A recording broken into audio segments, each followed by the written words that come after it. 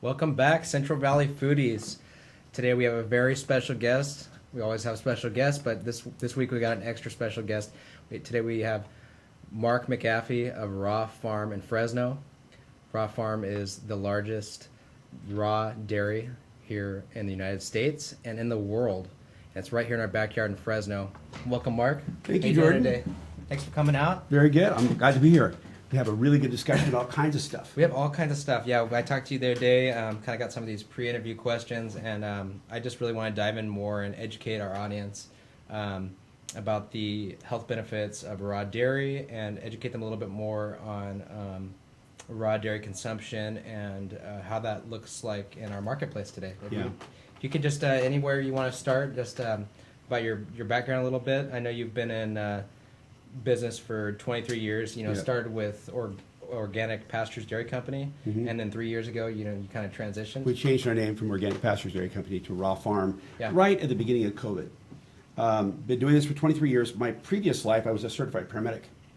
I was here with American Ambulance, and I was a paramedic preceptor. I was operations manager for a while, HR, recruiting on the rescue team. I actually taught paramedic medicine for the health department for a couple of years.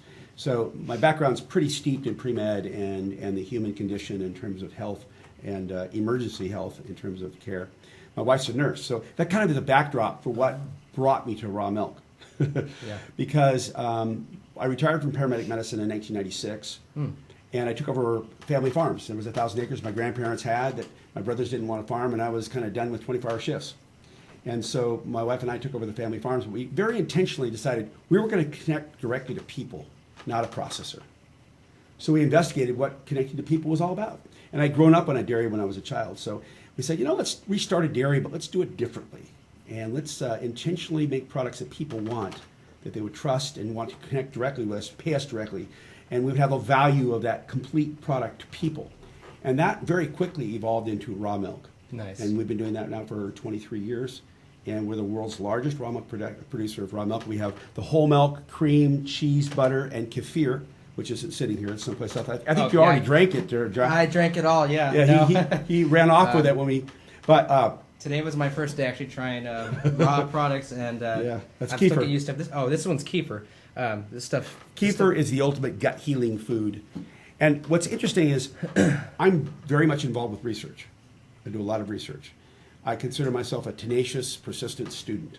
I'm very humbled before Mother Nature's blueprints. Let me tell you, they're very complex, extremely simple, but very, very complex, and the nuances of the infinity of the matrix of food. And how it interrelates with us. The human microbiome is so critical in terms of understanding our health.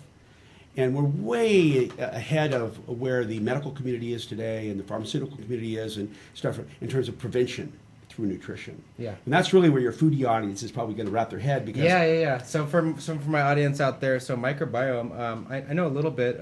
Mark can tell you I can tell you a lot about it. A lot more than I can, but... Yeah. The microbiome is literally the embodiment of the wholeness of how our body interacts with the environment internally and externally. And it's an incredibly complex place, but it's a living, breathing organism that interacts with food and chemicals and pesticides and antibiotics and all these kinds of things. But the unnatural things really disturb it.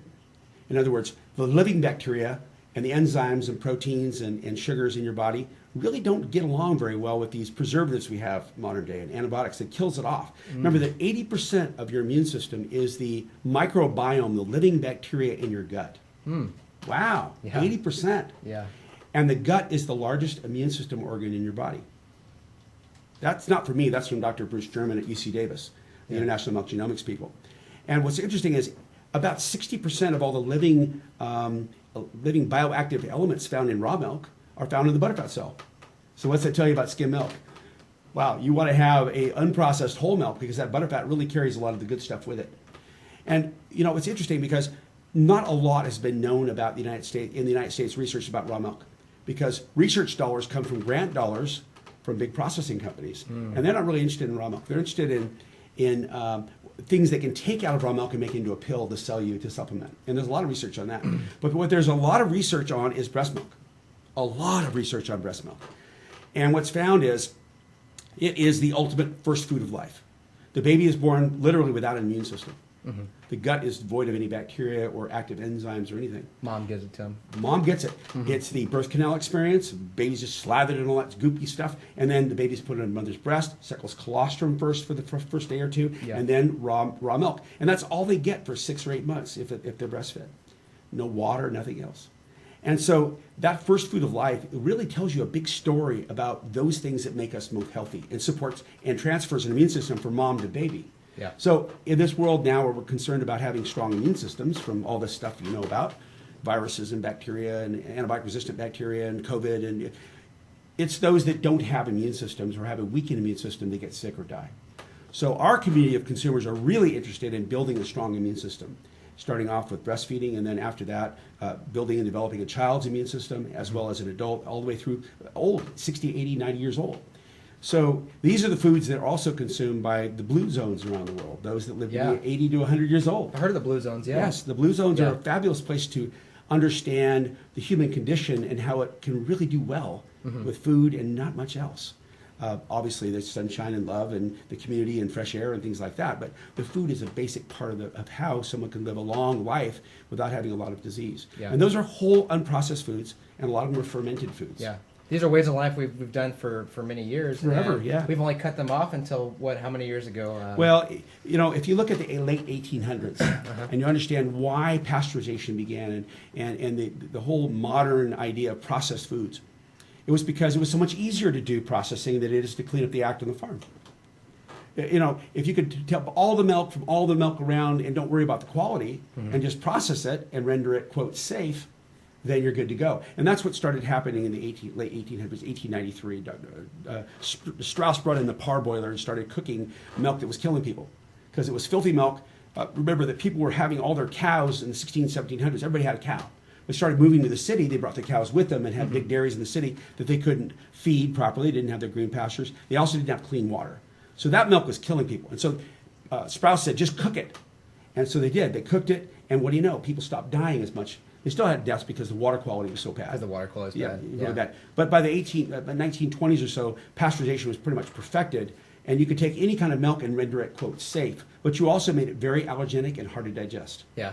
Now, raw milk is very, very easy to digest. Very little lactose intolerance issues with raw milk. Yeah. And that's because it has the enzymes, the bacteria that make enzymes, all in the milk. It's not been taken out. Remember, babies don't have the lactase enzyme, but they have raw milk, which digests itself. Yeah. So it's really the miracle blueprint of life that's perfected by a million years of evolution that we've brought to a modern point by using some really cool testing to assure that you don't have any bad bugs, no listeria, no campylobacter, no salmonella, no E. coli before the milk gets consumed by humans. And those are very rarely ever found, but we find them once in a while. Yeah. And so that's what we do. That's cool stuff out there because I didn't realize, I knew about raw milk a little bit. I didn't know about the lactose intolerance problem. And I grew up like most Americans, with a formula-based diet, and then after that, drinking regular milk my whole childhood, and then somewhere down the line, middle school, high school, I started developing allergy sensitivities, and I couldn't drink it at all, and switched to these plant-based, not really milks, but these plant-based milks, but knowing that there's an option like this now, and kefir, and getting these wholesome less processed, fermented fermented products. Farm direct. Knowing that I can drink something like this now is really cool. It is cool. And you won't find a lot of research in the United States. You'll find a little bit, but most of it comes from the EU. University of Utrecht in Netherlands does a lot of research on raw milk.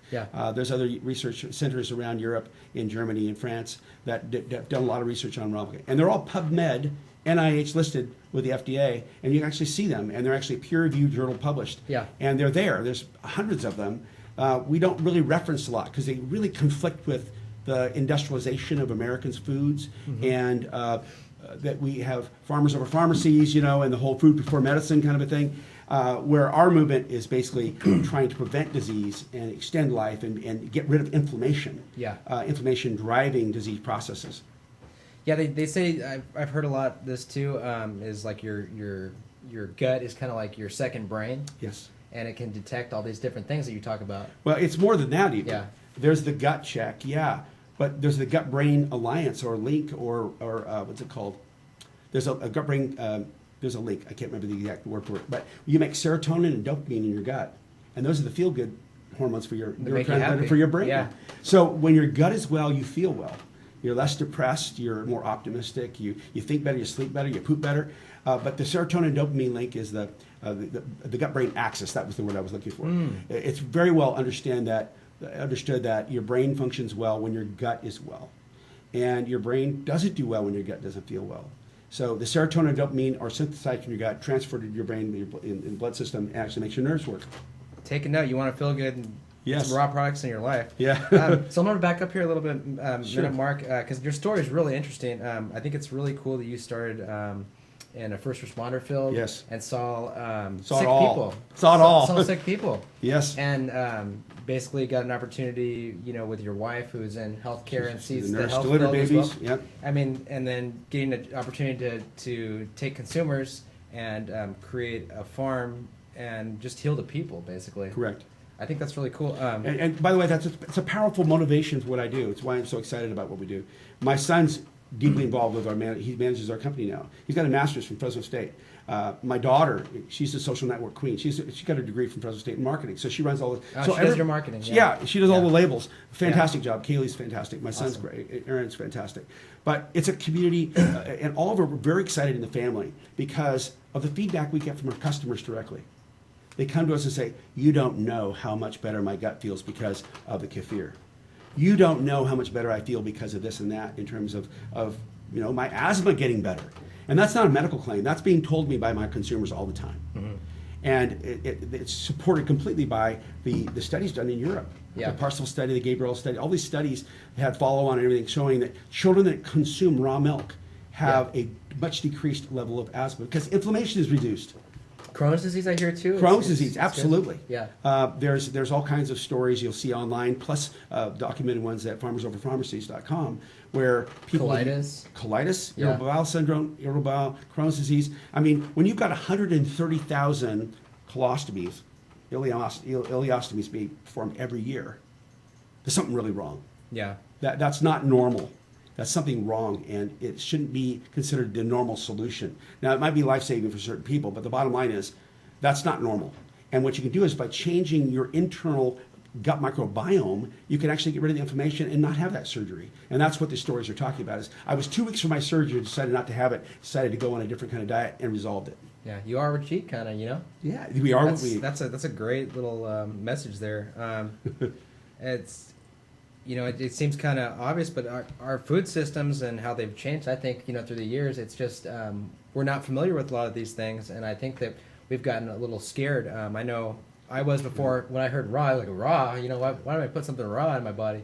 Well, people think of raw, they think, roadkill, you got to cook it. Yeah. And that's been indoctrinated at us. In fact, I learned about the word raw at the farmers markets in Los Angeles. Uh-huh. We were standing there and presenting our milk to her, and we'd have the American mom come up, and she'd say, raw, I'm not so sure. And then you have the heavily accented German or Russian mom come, give me that like back home, I need it right now. She'll take 10. She didn't have the indoctrination of fear, because that was what they ate back home. Yeah. And so you see this cultural aspect to consumption of raw dairy products, which are very much by where you came from. Yeah, and in these cultures, they don't have a lot of the same. They have different problems, but they don't have a lot of the same problems we have in our healthcare system today. Oftentimes, these moms are really trim and fit and strong, Yeah. and the kids are healthy. Where not so much in America. You see a little obesity going on, you see diabetes, you see issues with kids and attention and deficit syndrome running around and Yeah. eating a lot of sugar and crap. So it's really interesting to see the cultural differences as moms and families present themselves and what they consider to be normal. Yeah, attention deficit. That's that's something I really struggle with growing up. That's gut brain. I struggled up going to high school, and maybe I could have benefited from something like this. So you mentioned the probiotics that found naturally in raw milk. What other sort of brain healthy things? It's not just probiotics. It's the good fats. It's a good fat. Your brain is 90% fat. Okay. You have to have good fat to build your brain. And the nerves, the Schwann cells that cover the insulation for your nerves, are all made of fat. So if you have a low-fat diet or a bad fat diet, whatever that means, you aren't able to literally have the building blocks to support your brain and your nerves. And that's just one set of things. You also have the right kind of carbohydrates, the sugars. There are complex sugars that are found in there. They're actually designed to be consumed very nicely. You have enzymes. You've got 700 different kinds of bacteria, diversity of bacteria, which builds your immune system.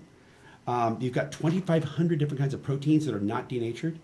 Those are the Wow. amino acids that are building blocks of life. So your body does not have to struggle much to start building and growing and fortifying, because it's naturally found in the product in unprocessed form, ready to be built. Wow. You don't have to scramble too much to find the building blocks your body needs. You know, a lot of people talk about these superfoods and stuff nowadays. These are some of the original superfoods, I believe. That's correct. They are. And this is part of the table of plenty. It really is. You have this, plus you have good vegetables and good fruit and good meat, all that together. And that is the wonderful cornucopia that really builds your body strong. Yeah, I know, man, you talked a little bit about, Alice Waters earlier, Yes. kind of one of the pioneers in the farm to table movement, as well as yourself, Yeah. and the raw milk movement. Yep. Is she familiar with your products? Have you guys ever She is. talked about all She this is, stuff? and we've been there, and they'll use a raw cream for whipping cream, Yeah. and put strawberries on it. It's addictive. Oh, wow. I mean, there's nothing like raw whipping cream with a little bit of vanilla and some raw honey in it. It's really, really delicious. Simple is always Simple, better. delicious, Yeah. whipped, and strawberries, and organic strawberries to go Yeah. with it. We got It's plenty of special. those around here. We do. Yeah. Yeah. Got a lot of good farms. So what challenges have you faced with your raw health approach to in the valley specifically, and what kind of challenges have you faced with legal stuff and just getting that on par with everything else that we're surrounded by here in the valley? Well, I can honestly say I'm very privileged to have been elected to be vice president of the California Dairy Campaign. That's several hundred dairymen in California. I'm the only raw guy. Wow. But I don't speak poorly of those that do the pasteurization thing. I talk Yeah. about us at all the table of life, serving all of humanity. Yeah. I serve on the raw side. They're making a whole lot. We're all of getting fed. Heck yeah! They're all feeding I mean, you're people. making Yeah. great cheese down in Leprino. You know, Yep. we all work Yep. together. Reno Foods. Thank you very much. Go Leprino. We're all making food.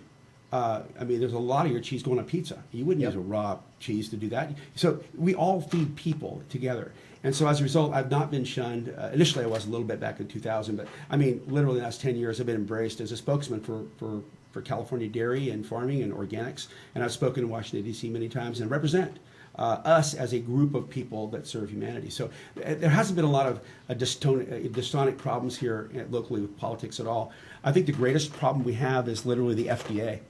The FDA does not regulate us here in California. We're regulated by the CDFA, so it's a California-specific product. But the FDA has a real issue with the Food, Drug, and Cosmetics Act, where any medical claims at all, even suggested on a product, you've committed a crime. They say that you've created a new drug by saying anything positive about a food.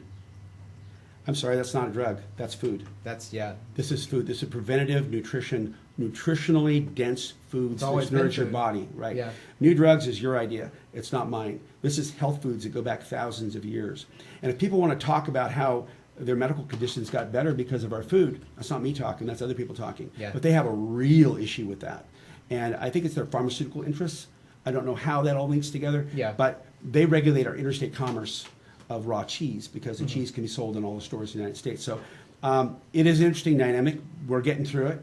It's one of those things where you just kind of persevere and keep on going. So it's really the benefits are in the testimonials and Yeah. all that. You can't necessarily slap a claim on there or anything, No. but it's You will not see any medical claims on any of our products or on our websites. Yeah. None. But you'll see a tremendous amount of naturopathic doctors, DOs, medical doctors, pediatricians recommending our products all day long for various conditions. Wow. Because they know it works really, really well.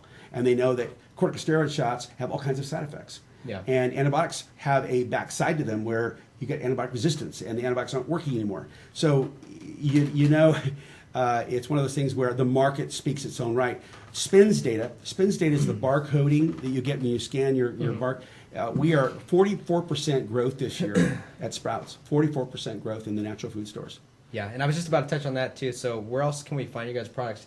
They are the number one, I think, dairy and Sprouts right now. We're the number one dairy and Sprouts in Erewhon. We're in Nugget Markets. We're in all the co-ops. Erewhon in LA? Yeah, oh yeah, we're Wow. number one down there. Big Yeah. time. And then Whole Foods, can we find your We're products the there? foodies food. We're the foodies food. Down for you guys from my audience too. There's a health food store I go to a lot in Visalia. It's called Watson's, Yep. and their products are there as well. I get them there. We also sell on the farm. We have an on-farm store. People buy 20 at a time when they come in there. And how far is the farm from here, About Tower? 15 minutes from here, 20 minutes max.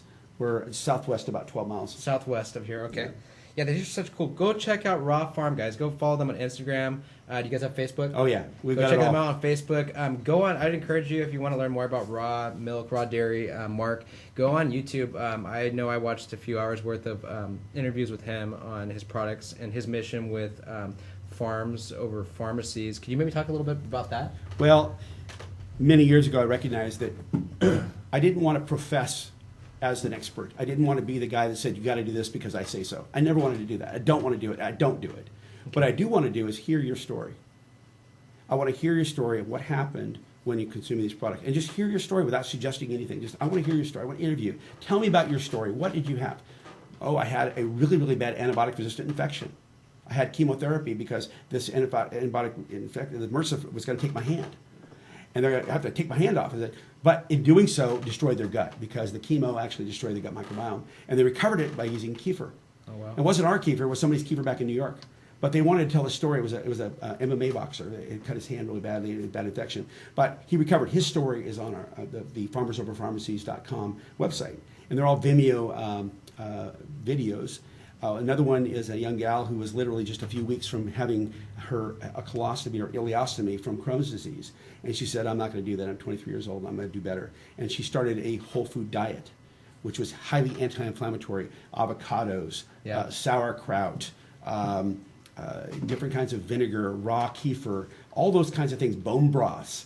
And she reduced the inflammation and got off all of her medications in 6 months, and symptoms and everything gone within 7 months or 8 months. Yeah, my grandmother has Crohn's, and this is a product I wanted to maybe get her interested in. Yep. So. And so that story, that website is basically me interviewing people in their own words, saying what happened, and then I give about 2 minutes afterwards, and this is the science behind why it happened through the gut microbiome work we know from UC Davis. Oh, okay, that's great. So this is basically It's a testimonial website. It's a testimonial website of people to give their experiences with it. And they're fairly severe medical conditions. We stopped doing it because the FDA pressure was so great. But there's like 12 of them, I think, on there right now. You can go still watch. You can still watch. Yeah.